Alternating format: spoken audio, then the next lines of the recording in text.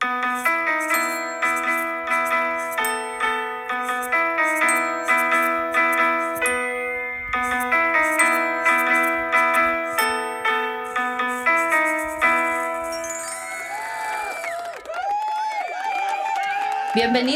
Welcome. This is Learning with Lobos. I'm Paloma. And I'm Lonnie, and we are education consultants with the Early Childhood Services Center. And this is a UNM podcast for early childhood. This is Season 2, Episode 4. We're going to be talking about Circle of Security and Connection.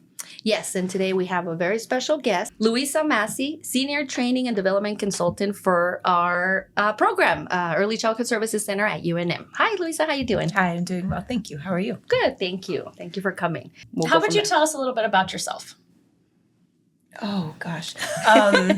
So I've been in the early childhood field since 2000. I've been in it as a teacher, a master teacher, a consultant, and then now on our project development team. Let's see. My specialty is, and my background is mental health. And so anything inclusion, mental health, social, emotional tends to be my bag, and I love it. Mm-hmm. Awesome. We're so excited to have you today. Yes. And I saw that you brought, 2 books as well as a stuffed animal. Can you tell us a little bit about the books that you brought? So these are the Slumberkins, and they are little different stuffies that help to support different feelings. This one supports connection, so building connection. Love that. Otter's Heart Family is the name of this book. Perfect. And what about the bigger one? Oh, I'm sorry. I was going to say it was one of the only Slumberkins that comes with, they're holding something. Oh. The little heart. I don't know if that's what, but yeah, they're holding I didn't their think little about heart. that. Yeah, that's true. And then you have a bigger book here. Yes, so we have the big book that we use as a resource for classrooms when we do Circle of Security. So teachers and educators and directors will get this one as a resource after they complete it. That's so awesome. Yeah, it says the back says it. This story promotes building connections, acceptance, and community engagement. Mm-hmm. That's really awesome. So what exactly is Circle Security? Circle of Security is, it originally started out as a parenting program, and it is really aimed to build a secure attachment between the caregiver and the child. It's important because it builds secure attachment between the caregiver and the child. It helps teachers and parents to be able to read a child's cues, be able to meet those needs, which then again builds that security and that secure attachment. And I was going to ask you, and you already said it, but it's when you say caregiver, you mean either parent or a childcare provider or anybody that's literally who's ever taking care of the child that can utilize this approach. Yes, yeah. Anybody that is has a relationship with the child. So educators, family members, you can use it with friends, your own family, your own spouses, partners. It really is one of those, it's everywhere once you see it and once you learn about it. I love that. And obviously, attachment is foundational to relationships. Yes. It's the very beginning. And so, when you're doing this program, what are some examples of the things you're talking about with either the parents or the caregivers? So the first thing that we really talk about is what a child's needs are and really what we can do to support a child. So a child goes out onto the top of the circle to go and explore, to go and learn new things, to go and have fun, play with materials, play with toys, play with their caregivers. And then maybe something might happen, and then the child comes back into that secure caregiver person. Either they might be scared, something might have happened, somebody might have taken a toy. And so the bottom of the circle is really supporting the child with those protect me moments, help me moments. Not help me moments, protect me moments, comfort me moments. A big one is organizing their feelings. So when they have big feelings, what can the parent or the educator do to support that child? Okay, right. Oh, that's beautiful. I like that analogy too and so when you're thinking of these children in the circle, when they leave and then need to come back, what about those kids that don't really leave and they're always clinging to that caregiver, or the opposite, they're always out and they don't feel the need to come back. Does that mean they have an unhealthy attachment? Does that mean that there's something going on there? Yeah. So in Circle, we talk about miscues. And so when a child really wants to go out and explore and play on the play structure, play with their friends or play, with somebody else, but they don't want to, like you were saying, like they really want to stay, or they don't really want to stay, but they're giving a miscue. And so us as adults, it's our job to say, it looks like you want to go play, really just supporting them through that. And then same thing, when they come back in, we support them to come back in on the bottom of the circle. That encouragement for autonomy and just to have a little bit of, what's the word? I just left my mind, but autonomy works. Yeah. Well, so that's awesome. They're instilling in them, the confidence to say, you can do this, you could do hard things. I believe in you, but I'm here if you need me. And I'm still here. Yeah. And so it really is an approach to where you can support both a child going out and coming in, because we need that balance. We need a child both to know that we're there, and we need a child to be comfortable and confident to be able to go out and explore and face the world on their own sometimes. Independence. I thought of Yes. it. Yes. Autonomy, Independence. Yeah, exactly. Yes, fostering independence. And I agree, when I was in the infant room, I had a mixture of babies that would, kind of play off to the side, but then they didn't necessarily come walking up to us, right, back into the circle, but they'd turn around and be like, oh, okay, you're still here. And then they go back to playing. It was just this tiny little moment, but it was their check-in. And that's a watch over me moment. So, and we all see that in the classroom or as a parent, our child goes off and they turn around and they look at us. Are you still watching? And that's one of those watch over me moments. But if we miss it, then we can't kind of reinforce that. I see you. Good job. Wow, look at you. That makes sense. Yeah, making sure you're really present. Yeah. And aware. Yes. So it really points out kind of those moments to give the caregiver, whether it's a parent or an educator, those moments to where they can be attuned to that child, because meeting those needs, both on the top and the bottom, that creates secure attachment. I love this topic. Me too. I was I at do a site the other day and I was talking to the teacher. But there was this little girl that was, she right away, she was wanting to play. And they told me, oh, she's going to hold your hand the whole time. She won't let you go.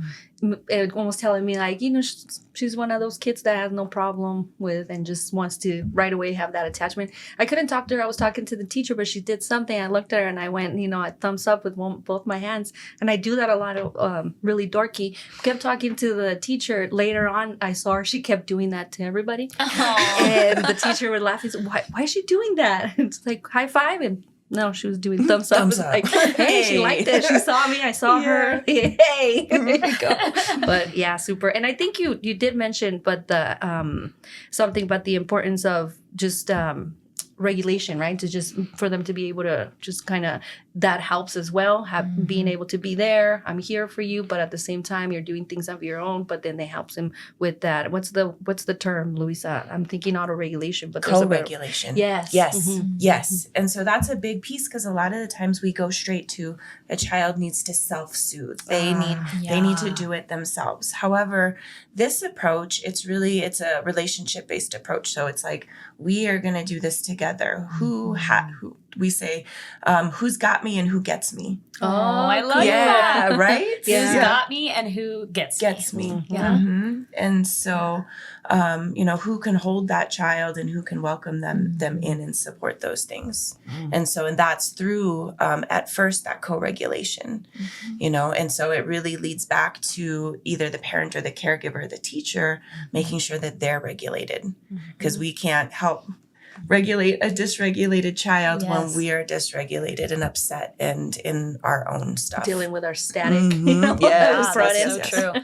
And I think back to being a mom, and that's truly like the first attachment a child builds within the womb. We've had those trainings, right, with Donna about the matching the rhythm of our heartbeat. Like that is already their first sense of securement and trust and need. And then when they come out, you can still regulate them to match that beat. And that's why they like either a fast patting or rocking or bouncing or a slower one. And so it's like, that's literally the very first attachment. And it's such a beautiful attachment. And I think like that as I'm navigating motherhood, how I've been kind of using the circle of security without realizing it. But it has been a lot of like Everest looking at me and needing me, and then me letting him go back out into the world, but always making sure I'm there. And I think that's a little bit generational too, because I think like, no offense to my like parents, but my dad was very much like, oh, shake it off. You're good. You know, you're fine. You got injured, but you're fine. Yes. And I'm like, he's not fine. And he tries to tell me now when he sees Everest get hurt. And I'm like, no, you know, he might not be dying from this injury, but he needs just a moment of connection and know that I'm here, and that's okay. Yes. And something, Lonnie, that she said, I think in one of her first podcasts, that she tells her son is, you're safe. Yes, your body's safe. I always say that. And I really like that. I tell now my teachers a lot that, because again, now trending topic, right, in all our podcasts and our work is feeling secure, feeling safe. That's one of the first steps for anything. Yes. So really cool. Yeah. Yeah. But Because I mean, they're not okay. They're crying or they're mad. Like technically they aren't okay, even if we don't agree. They're like, whole world is upside down in this moment. Yes. And they don't always think rationally, and that's fine. So I'm always like, you know, you're safe at the very least. And my dad always thought that was kind of corny. And I was like, well, I think it's beautiful. And I also think that he hears that and knows like, okay, even though I'm mad or I'm sad or frustrated or hurt, whatever it is, like my mom has me. Yes. I actually, you said also earlier about that you can use it with things with your partner, with your, you know, friends. And I always talk about that when we teach powerful interactions, you know, it's like, you can use this with your spouse. But something I've been using when my wife comes home, just discombobulated, work was a lot, and she just needs a hug. But I've been saying, you're safe, you're good. And I can see how she's, like, you're right. Yeah. Oh, Paloma got me. She gets me. Yeah. So it's that same thing. Yeah. It's like, who gets me? And really even as adults, we need that secure attachment. We need that secure relationship to be able to go to somebody when we're dysregulated, or to go to somebody when we're having one of those moments. And we also need somebody to support, you know, our going out, to go to our exercise classes, or to go out with our friends, or to go to work, or, you know, to go and explore new things. Yeah. And, you know, a lot of coworkers of mine that I'm close to, they refer to their spouse as their safe person. And it makes me think of this, like,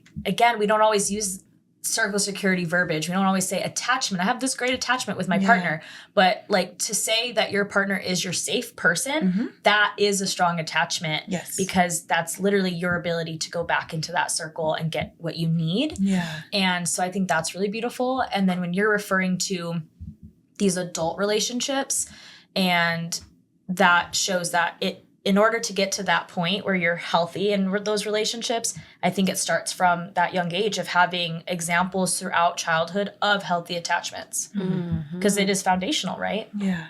Yeah. Amazing. So do you think it's time for questions in the field? I think so. Yeah. Let's see what we got going on. Okay. Ooh, we have 2 today.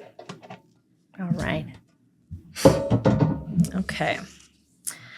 Joseph is asking, I'm a director, and my consultant often talks about the importance of having a consistent care team for the infant classroom, but I don't understand why this is so important.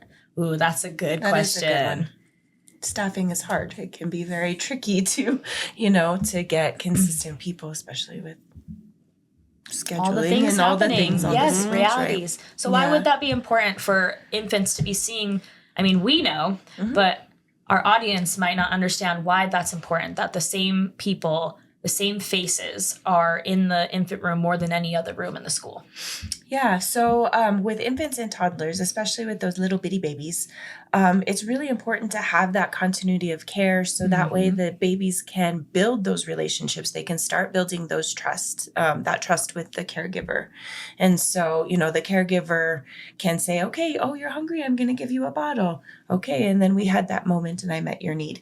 It's going to be really difficult to build a secure attachment with multiple people, especially for babies who are hardwired for for deep attachments and not just kind of those surface level, caregiving type attachments. I like that you say that because there's often, especially in the Spanish speaking community, of chiple. They're just, and you've heard that, and it's not that. It's just that I love the way you just said they're wired differently, and they have different needs. That might be a little bit seem a little bit stronger, I guess, you could say. Babies are wired for attachment. They're wired, to be next to us, to be with us. And so we talk about, babies can't be spoiled. Yes, I was just going to say in my head, I was like, can't spoil a baby. Yeah. I agree. But you hear that a lot. Oh no, this one wants to be hugged all the time. And we want to hold them all the time. I hear them like, they do. But they need it. I did contact naps with Everest till he was pretty much like 16 months old. And I loved it. And everyone, would be like, he'll never take naps. He'll never sleep properly if you continue to contact nap. And I was like, he's only this little once. Okay. And he's just fine sleeping on his own now in the crib for naps, at school, on a mat, at night. He's perfectly fine. Yeah. And that moment is past now. And I wanted to be able to soak it all in. And so did he, Yeah. It's such a beautiful time to be able to like have a tiny baby that's going to sleep on you. And, I think back to when Everest first started school, his very first week, he was 4 months old, and he obviously it's a new space, right? There hasn't been a buildup of attachments. These are new faces he's never even seen, never slept in this bed, all these things. And the teachers had messaged me letting me know that he was refusing to sleep in his crib. So they did contact naps with him that whole first week until he felt comfortable enough. And after that, he didn't need it anymore. And then he slept in the crib there.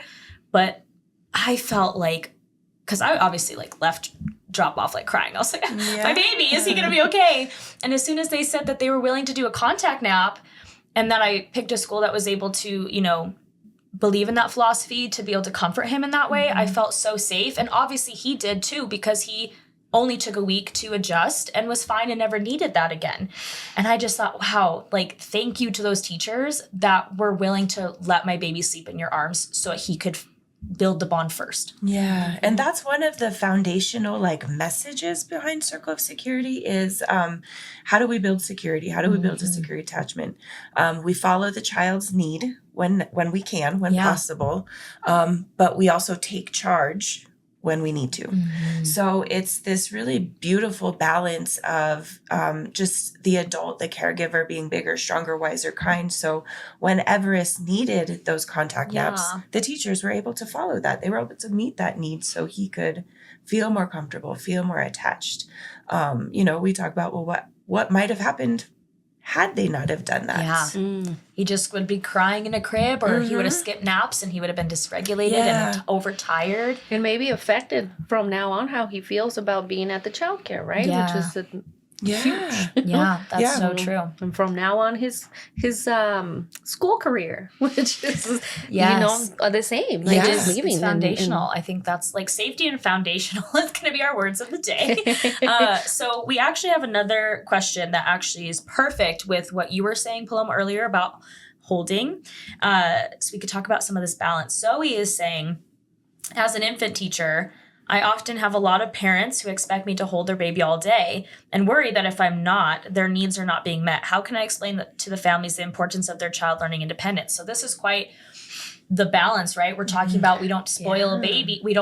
There's no such thing as spoiling a baby, but also they do need to learn independence. And also there's realities of being in a school. It's a group care, right? It's a group care. And we can't be holding everyone all the time. And we can't always do contact naps as educators too. So how can those conversations be fostered to be positive towards families? Yeah. I go back to we will follow their need. We will meet their need when we can. When we cannot, then we might have to try other ways. So it's yes, we will hold your baby when possible. We've seen teachers and they're holding two of them. Oh, they're bouncing one with their feet. Yeah. Another one asleep. There's another one in the the little boppy and then the little nest and stuff. Yeah, the multitasking is real. Oh yeah. and the group care. So it might look a little bit different. It might be like, oh, Paloma, I see you're over there. I see you're ready for some You're lunch. safe. I see you're hungry. You're safe. I'm about ready to come and make your bottle, and I'll be there. I'm meeting your need. I'm still showing that I'm there. I'm present, and I'll get to you in just a minute. So and you're just communicating. So Yeah. there's that piece of this is what's happening. yes, and then the So- follow through. I am going to go get your bottle. I am going to go make it. I am going to come bring it to you, because then if I get distracted, Yes. it's the follow through piece that also creates that secure attachment. Yeah, because consistency for a healthy attachment is what makes them feel comfortable to keep coming back to this into the circle, but without feeling like that chaos or that uncertainty of like, is this always going to be there? And I see that with children who didn't have consistency in the relationship. Sometimes you responded, sometimes you didn't, sometimes those cues were ignored, sometimes they weren't. Those are going to be inconsistent attachments, and so they feel the need to kind of hold on to like, that's how I always see those kids that are more grabbing your leg, wanting to hold on to you all the time at like 4 years old, and Those they never want to miscues let go. sometimes. And it's like you were needing more consistency, and it's like, for a parent, I get it, you want your child to be able to be the focus in that school, but that's not reality. But they're not being ignored. As long as you're saying, hey, I see you, I'm coming to you, and like you said, following through, but there's language happening. It's not like they're crying in silence. Yeah. They're crying, and there's no physical support in that moment, but there's verbal support. Yes. Yeah. And that's why I really love kind of the moments that are defined within this, because it can give teachers and parents like something concrete. It really, all the things that we talk about and we see in Circle, we talk about being hidden in plain sight. Like it's stuff that every child does. It's stuff that every adult relationship do. And so it's just really neat to put names to like what they're doing. So then a teacher or a parent can say, oh, they're having an organize my feelings moment. They're on the bottom of the circle. This is what they need. And I can now do that. Versus, oh my gosh, they're just being a brat and they just want, to manipulate me and they just want attention. Yes. So it feels very different. So it gives those names, oh, Paloma, you need a delight in me moment. Okay, let me do that for you. Oh, Lonnie, you need, a comfort me moment. Okay. I love that.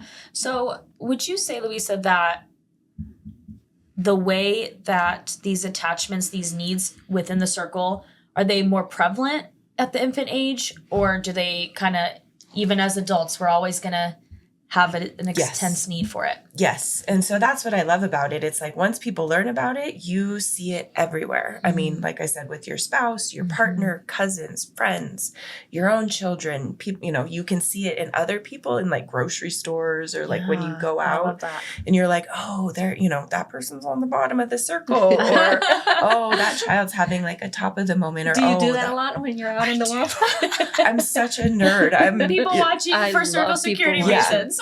Yeah. And I do. And it's really cool because you can tell either the parents or the family members or, the caregivers sometimes when they are feeling like overwhelmed, when we call it shark music in Circle of Security. And so when they're feeling that shark music, that trigger, exactly. Oh, yes. wow. And you're like, oh my God. Oh, what's happening? Yeah. And then it feels like something bad's going to happen, but this child just really needs to organize their feelings because, they didn't get the candy bar at the store or they didn't get the toy from their friend. They just need somebody to say, yeah, that really stunk that you didn't get what you wanted. That, that you're really disappointed. Yeah. So would you say that definitely, obviously we know that 0 to 3, how important that is. And if you start how Lonnie was saying with her son, that she's trying to do things but a certain way, is it difficult if you start at a later age or no it's totally achievable? Yes. Yeah. So again, one of the foundational pillars and one of the, I don't know, like catchphrases or like phrases that we say is it's never too late. Oh, so that's so good and for teachers to hear, right? Yeah. Because sometimes you do kind of stigmatize a child that's the difficult one. And I understand it's hard going in every day and having to deal with things, but just knowing that that's the answer, it's good for teachers to hear that, and parents as and well. parents, yeah, it's never too late. So I mean, meeting a child's needs on all the way around the circle is always going to strengthen a relationship, and a strong relationship is going to lead to amazing things in the classroom or in the family, right? So with teachers and or parents, how could you maybe, are there strategies or tips on how to understand those cues, those different, like how does a teacher or a parent know this is when they need to organize those feelings? This is when, all the different categories we were talking about. How did they know which is which? So throughout the class, it's a 8-module class for the parent and it's 9 modules for the teachers, and it's video based. And so we go through and we look at little video clips and we say, what is this moment? And so we go through, we practice it, we teach it, we look at clips at the end. And again, it's long term, so we're able to talk about those circle stories. What do you see in your classroom? What did you see at home with your child this weekend or over the week? Yeah, that's nice. Seeing the videos is really helpful because then you really can visualize it instead of just talking about the theory of it. Yes. You can really, you can see what it looks like. Yeah. And you said long term. How long of a term? Long term for the, because you said that this is a long term that you guys are going to be working on this. Is that what you meant? Maybe I misunderstood. The series is 8 gotcha. weeks, 8 weeks to 9 weeks. So longer than most of our trainings. Typical trainings, which are 4 hours, 4 to 6 hours. So this is 18 hours. So it really gives like a longer term exposure, more conversation, practicing. Do you have a good amount of like parents versus teachers, or do you have more of the other? So far, Circle of Security Classroom is fairly new. So just within the last 2 years, I think, couple of years that it's been out. So we've been testing it out with programs and teachers. We've had some really good responses and educators using it. And so we're excited to hopefully offer it more in the future. That's awesome. Do you have like, for parents who might be dealing with a baby with colic, does Circle of Security, can it help with that?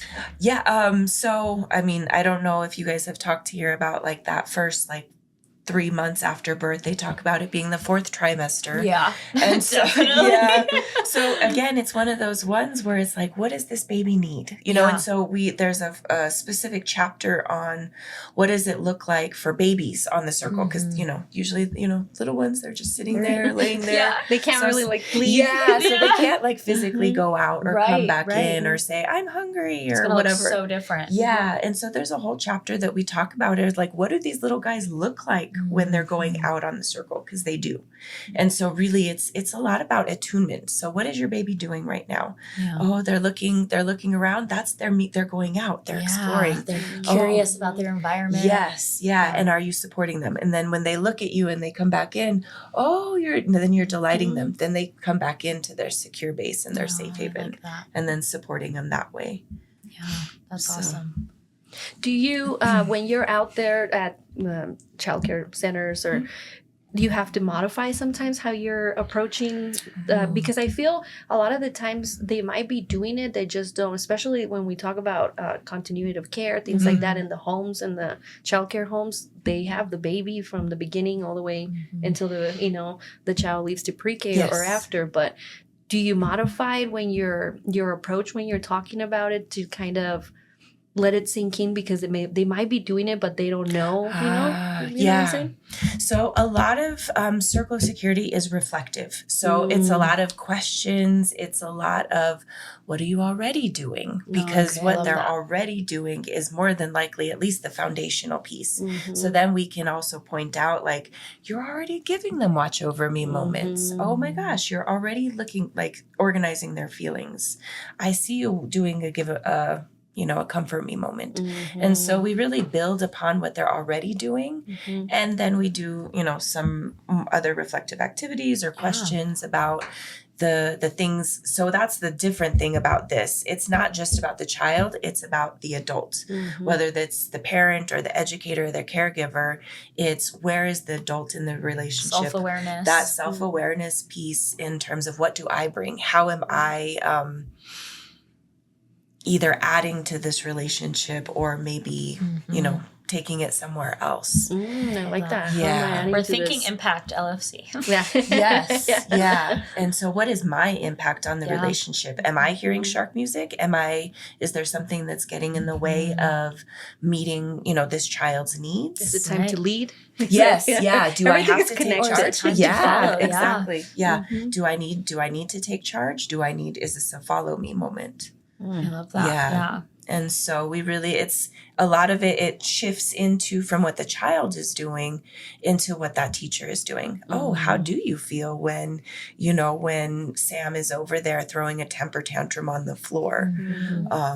And so we talk about, that is really scary. It makes you feel really anxious in your stomach. That might be shark music. Yeah. So what can we do to get through this so that way you can meet that child's needs to organize their feelings? You're literally like, it's, I don't know why we're asking it. And then once you answer, I'm like, well, it is your circle of securing the whole scenario, not Exactly. just, the child. Yeah. So that's pretty cool. That's Yeah. awesome. And And I'm then sure validating helpful. that like teachers are carrying so many children's circles, right? Yeah. It's not like one family where you have 1, 2, maybe 3 kids. It's like you've super got difficult job. 10, you've got 15, you've got 20 to support. You've also got your team, like your coworkers that you're also Yes, having to yes, balance yes, and yes. work with. And that's why earlier you said you really need to be aware of your own static, your own hot buttons, like make sure you're regulated because that's a lot to navigate. Yeah. It's like juggling, you know? Exactly. And so I can Yeah. see why that would be stressful. And so our previous topics on burnout, like that is the perfect time to make sure Yes. you're addressing yourself first. So that in the airplane, you have to take care of yourself first. You could take care of others, and then those circles will be strong Yes. instead of possibly a little bit weak and wobbly. Yeah. Yeah. How would you say, Luisa, that with circle of security, how do you take into account trauma? Trauma for the child? Trauma for like the if family? a child the has some sort of caregiver? trauma in some aspect, obviously they're not going to be the typical child that is going to be going back Yeah. and forth and comfortable with those secure attachments. And so with trauma in mind, how does this shift or be modified? Yeah. If it does. So it really doesn't need to be. It's a trauma responsive model. And so it really is one of those, what is the child needing? And so if this child who's experiencing trauma, do they need organize my feelings? Yes. Do they need protect me? Yes. Do they need comfort me? Yes. Do they need delight in me? Yes. Do they need watch over me, enjoy with me? They need all those moments. They might be miscuing a whole lot. And so it would be up to the adult to figure out, what is this child doing? Yeah. Are they miscuing? Are they telling me something where they really want to be at the top of the Right, circle, right. or they are at the bottom of the circle, but they're spitting at me, And so then what do? Okay, they really need an organize my feelings moment. So then I regulate myself. I come in, I help provide that moment. I know maybe what this child's triggers are and meet them where they're at. Would children react, I guess, I don't want to say wrongly, but would they react differently if an educator or parent misunderstood the cue and gave them a different reaction and it wasn't exactly what they were needing? Does that make sense? Like if it's like, okay, I think you need the organization of your feelings, but I was wrong and I did it for you and now you're still dysregulated. So is that something that you would see that it wouldn't work? Yeah, I think that is one of those things where we're constantly trying to be like, what does this child want? Yeah. What does this child need? Oh my gosh, I'm going to try this. No, you don't want food? Okay. Okay, how about a nap? And we're bouncing them. So I think that's just a natural thing that we try to do anyways. And these moments, they give people a place to start with. So if you see, a child crying on the playground or whatever, it's like, okay, it looks like they're on the bottom of the circle. And so you can like really narrow it down and kind of like do your best guess. And usually it's okay. I love this. It makes me really want to do the class with you.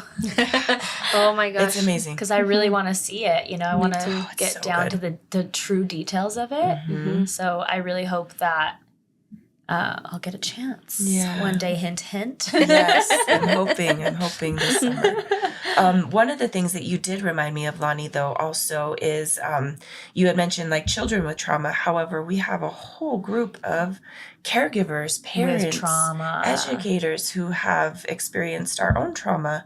And so this, again, it really helps parents and caregivers to look at themselves Yeah. and to look at, what we call shark music again, and to be able to try to meet those kids' needs. However, we're human. And so, I talked about things hidden in plain sight. I talked about it's never too late.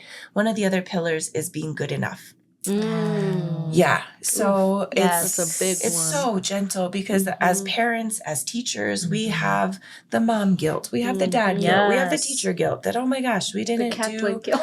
The cat mom guilt, the plant mom guilt, all the things, right? And it's like one of those things where we're like, oh, I didn't do it good enough. I wasn't good enough. And that we really talk about blame and guilt. They don't help us grow. Right. Either for the child or for ourselves. So we really talk about giving grace, good enough. There's this really interesting percentage that if you meet a child's needs 30% of the time, that is good enough. Wow. We don't want to be good enough, right? We want Right. to do more. Mhm. But, and that can help alleviate some of that, because we're not perfect parents. We're not perfect teachers. We're not Right. perfect. Especially Period. teachers that feel, sometimes when they go back home, the work's not being done at home. So that's a really good Yeah. stat for teachers to know that, hey, that even if it's 30% what you're giving, it's good enough. Yeah. It's very strength based. Yes. Mhm. Yes. Very I love strength that. based. Very Yeah. Beautiful. uplifting Mhm. and achievable. Yes. Mhm. Yeah. So it's not about guilt. It's not about being perfect. It's not about doing things, all the time. And they even talk about it's actually healthy to have ruptures. It's healthy because then you can come back and you can have repairs. You can come and repair that relationship stronger than what it was before. And so those are actually necessary sometimes in relationships. I like that. Yeah. Yeah. So This it's has a good been reframe. such an amazing topic. Yeah. Would you say if there's something that you could leave our audience with when it comes to connection, circle of security, just, I don't know, words of wisdom, some sort of mantra to kind of leave with them so that it really hones in on what we were talking about today, what would that be?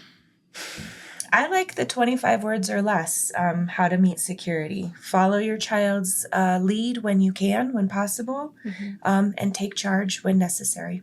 Love that. Okay, that's Yeah. really I'm all cool. snap, snap, snap, Yeah. snap. Now, how do you regulate after you've done, That's true, because yeah. you're doing it all day. And even when you have this class, you have to have something too, right? Your safety, your recharge, do you feel like you're working on that constantly, or do you feel you Constantly. got it? Or, okay. No, it's a constant, I think, work in progress is making sure that we're regulated, making sure that we're grounded, making sure that we're present. And Do you ever feel like you don't want to anymore? always, I'm like, no, I just want to have a temper tantrum like a 4-year-old and be like, I don't want to do this anymore. And I want to be dysregulated sometimes. And then It's good. It's good to hear, and and I'll just give you your flowers. I really love what you do. I love how you approach things. I've always, I Thank you. literally always say, I wish I can have it existed that I can just put a needle in your brain, take a little bit, and put it in mine. Just because I just want to have that touch and that the way you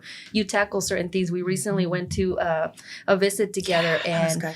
I That's a learned good a lot. visit. You did a lot of things that I wanted to see and hear, and I got a lot of things that I thought, oh, I'm taking this to my classroom, I'm doing this, and I did it immediately the next day. So good. it was That's really cool awesome. to be able to just get more tools, I guess, to help teachers and to help them talk to them about realizing that really a lot of them are doing all this work, is just kind of Yes. putting it into maybe like you were saying, having those, this is what I'm going to do now, this didn't work, I'm going to do this. Yes. Sorry.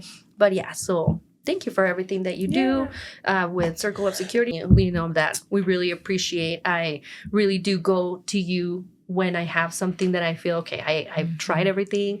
I follow all of Powerful Interaction book. I followed all these strategies I've done. And there's always perspective or something that you have that. I think also the main thing I really appreciate is how calm you. That's why I asked you, do you lose it? Oh once my in a gosh, while? I lose it all the time. I've always seen you calm. I do agree with that. You do have a very calming presence. you. And I think that helps, with. But it's probably because you're so in tuned. I try to be. Yeah. And there's a time and a place where I can lose it, and we can all lose it, and Your safe and space. be okay. Exactly. Yeah. We have our safe places. Or with our your secure safe haven. person. Yeah. Well, I hope your safe space is like a Tesla recharge thing, that you can get that because you need it and we need Thank you. So, Thank you. but Well, thank you so much for being our Yeah, guest. thank you. This was amazing. I think that our educators are going to get so much from this. And, come visit the Toy Lending Library where we do have Slumberkins that are available. Or if you are obviously a part of a future Circle of Security, then they do receive the book, the smaller book, as well as the Slumberkin stuffed animal. And it's exciting, keep aware of our future trainings. And yeah, thank definitely. you so much. I feel if you get a chance, take Circle of Security because it's a great training. Take trainings with Luisa. If you need information or resource, reach out to us because we do have resources. We have the SEIS program. We have a lot of resources that we can offer. And sometimes I know it's difficult and teachers and parents feel like they're on their own, because they've gone all the resources that they can. Just ask. Just ask. Just ask. And come into the circle, which is us, and get what you need. Yeah, but thank you so much, Luisa. This was a great conversation that we could probably have it all day. Oh gosh, Yes, I talk about it all definitely. the time. Yeah. But we'll see you guys next time. This is Learning with Lobos. Adios.